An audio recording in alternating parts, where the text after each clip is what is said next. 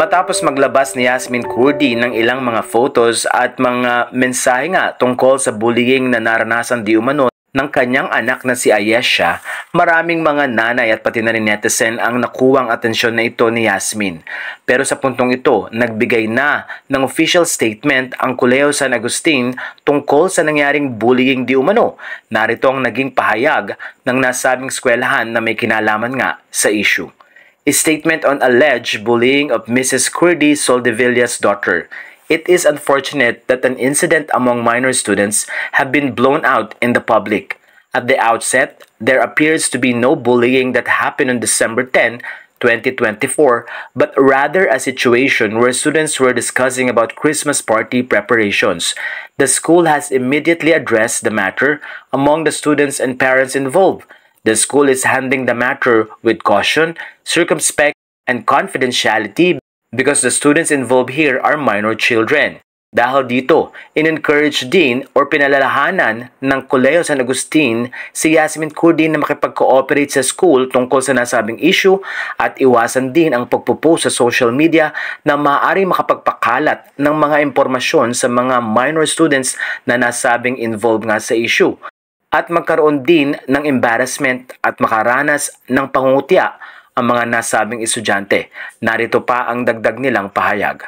We encourage the parents, especially Mrs. Soldevilla, to cooperate with the school so that matters can be resolved within the school mechanism in place pursuant to its policies in compliance with relevant DepEd orders.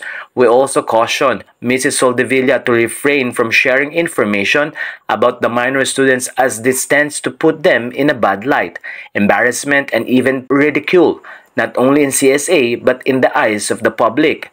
Sinabi rin ng CSA na maganda man ang hangarin ni Yasmin Kurdi para ilagay sa social media ang nasabing mga issue pero meron itong consequences na pwedeng maranasan nga hindi lang ng anak ni Yasmin Kurdi pati na rin ng ibang mga bata.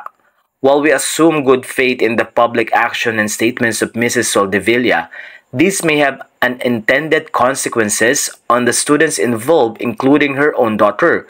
We acknowledge that she is a public personality and perhaps used to public attention, but the other parties, especially the minor students, value their privacy and hence deserve respect too. CSA supports raising awareness on bullying, but also mindful that the drawing or seeking unnecessary public attention does not help at all in the formation and correction of students and in eventually resolving their conflicts. Dagdag pa ng CSA, maraming pwedeng mangyari sa usaping bullying na hindi talaga pinahihintulutan ng nasabing eskwelahan. Minsan may mga ugali or emotions na maipapakita mga bata at even frustration na pwedeng mangyari.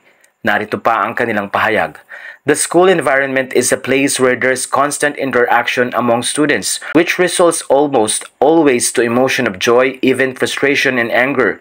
The undue branding of bullying of this interaction might result in disruptions in students' learning and growth. We therefore reiterate our request for circumspection and trust that the school is handling the matter in proportion to the seriousness of the incident brought to its attention. Issued this 17th December 2024 on behalf of Colegio San Agustin Makati, Attorney Joseph Noel Estrada, Attorney Willard T. Young.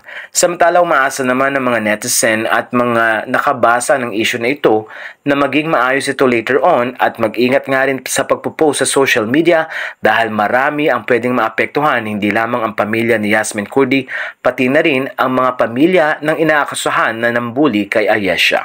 Ano pong masasabi niyo sa story na ito?